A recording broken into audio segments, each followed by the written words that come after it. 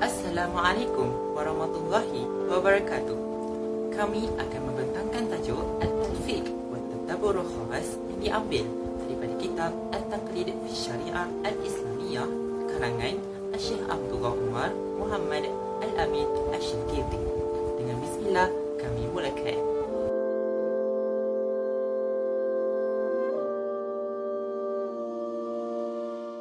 At-Talfiq dari segi bahasa ialah diambil daripada lafaqah yang bermaksud memaksudkan mereka-reka atau mengarang-arang.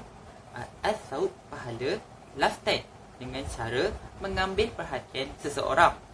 Manakala dari segi istilah pula, Al-Talfiq ialah mencampur adukkan pandangan imam mujtahid daripada pelbagai mazhab dalam sesuatu masalah.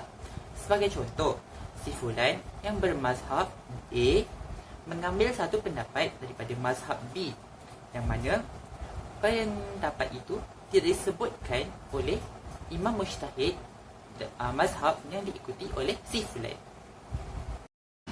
Bismillahirrahmanirrahim. Assalamualaikum warahmatullahi wabarakatuh.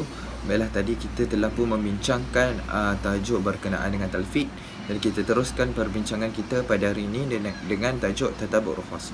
Baiklah, di sini pengarang telah pun mendefinisikan Tadabbur Khas ini adalah seseorang itu memilih dengan apa yang dilihatnya munasabah dan sesuai daripada hukum-hukum untuk memberikan kemudahan kepada dirinya, dan dia menjadikan keringanan tersebut untuk mengimplikasikan kepada dirinya dan juga orang lain. Baiklah, secara tuntasnya kita dapat simpulkan bahawa Tadabbur Khas ini adalah seseorang itu mengambil sesuatu hukum untuk menjadikan kemudahan ataupun keringanan kepada dirinya. Baiklah, sebagai contoh, terdapat satu permasalahan yang mana permasalahan tersebut mempunyai pelbagai pandangan oleh mazhab. Jadi dia mengambil pandangan yang dia merasakan memberikan keringanan juga kemudahan terhadap dia, maka itulah Tadabbur Khas. Baiklah, seterusnya pengarang juga turut mendefinisikan Tadabbur Khas ini secara lugatan. Baiklah, tadabbur bermaksud menuntut, manakala rukhas ataupun rukhsah ini adalah bermaksud kepada kesenangan ataupun keringanan. Baiklah, maka Tadabbur Khas ini kita boleh katakan secara maknanya ialah menuntut akan kesenangan atau keringanan terhadap sesuatu hukum. Maka apabila dia mengikuti pandangan yang ada terdapatnya rukhsah itu, maka hukum tersebut menjadi mudah baginya walaupun terdapat khilaf di dalam mazhab yang dia pegang. Antara contoh yang saya dapat berikan mengenai talfiq ialah seseorang itu berpegang dengan mazhab Syafi'i dalam menyapu sebahagian daripada kepala ketika berwuduk. Kemudian dalam masa yang sama, seseorang itu berpegang dengan mazhab Hanafi atau Maliki dalam perkara tidak membatalkan wuduk ketika bersentuhan dengan wanita ajnabi tanpa datang rasanya syahwat. Lalu ia melakukan solat. Perkara ini para imam mujtahid tidak memperakui wuduknya. Ini kerana Imam Hanafi serta Imam Maliki berpendapat tidak sah wuduk seseorang itu dengan tidak menyapu 1/4 daripada kepala, dan Imam Syafi'i pula berpendapat batalnya wuduk dengan menyentuh wanita ajnabi dan juga para isteri. Kita pergi kepada slide yang seterusnya, iaitu khilaf ulama'. Sesungguhnya talfiq ini tidak wujud lagi pada zaman Nabi Muhammad SAW, kerana pada zaman Nabi semua masalah tentang hukum hakam Islam, para sahabat akan merujuk kepada Nabi secara terus-menerus. Tidak berlaku lagi percanggahan pandangan dan tiada lagi perbezaan mazhab.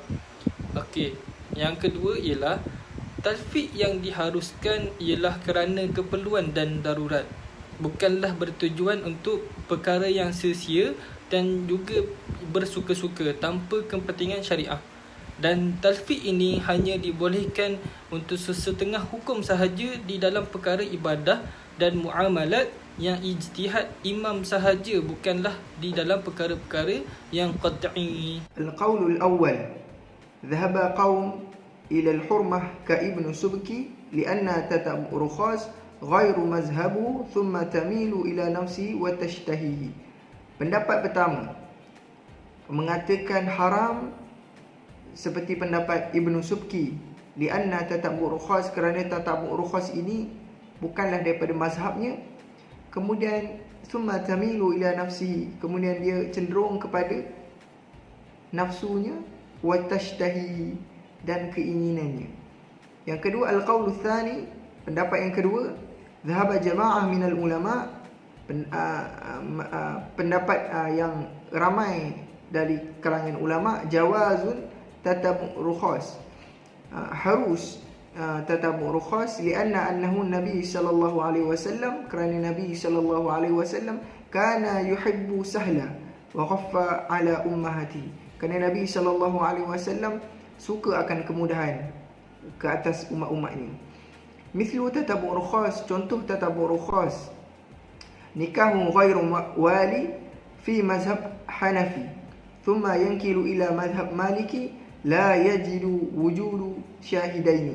Contoh tatabu' rukhas ialah seorang itu nikah tanpa wali dengan dia mengikut mazhab Hanafi, kemudian dia juga tidak mahu, dia juga berpindah kepada mazhab Maliki kerana tidak ada saksi ketika pernikahan tersebut. Okey, seterusnya kita pergi kepada contoh isu kontemporari talfiq. Okey, seperti yang kita telah belajar pada sebelum ni, talfiq ini bukanlah bertujuan meremehkan agama, tetapi ianya berpindah mazhab kerana bertujuan mencari keringanan, kerana itulah tujuan syariat. Okey, kita perlu tahu antara salah satu maqasid syariat ialah hifzun nafsi. Apa itu hifzun nafsi? Hifzun nafsi itulah menjaga jiwa atau menjaga nyawa. Okey, jika kita aplikasikan dengan zaman sekarang, apakah isu yang ketara disebut-sebut oleh ramai orang, iaitu salah satunya ialah isu solat Jumaat.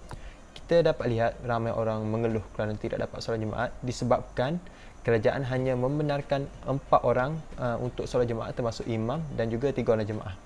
Apa dapat kita lihat di sini? Okey, pada asalnya kalau kita tengok pada mazhab Syafi'i, tidak membenarkan solat jemaah dilakukan kurang daripada 40 orang. Jadi maksud lain ialah solat jemaah itu perlu dilaksanakan dengan jumlah lebih 40 orang. Namun kerajaan hari ini dengan Majlis Fatwa Kebangsaan telah mengeluarkan fatwa bahawa boleh solat Jumaat hanya dengan 4 orang disebabkan tujuan syariat, iaitu hifzun nafsi, menjaga jiwa. Kerana jika ramai orang hadir solat Jumaat, memungkinkan tiada penjarakan soft dan juga memungkinkan orang itu dijangkiti COVID-19.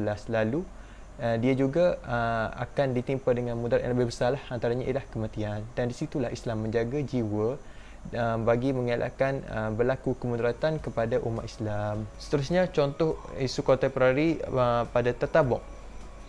Ulama berbeza pendapat tentang hukum akikah.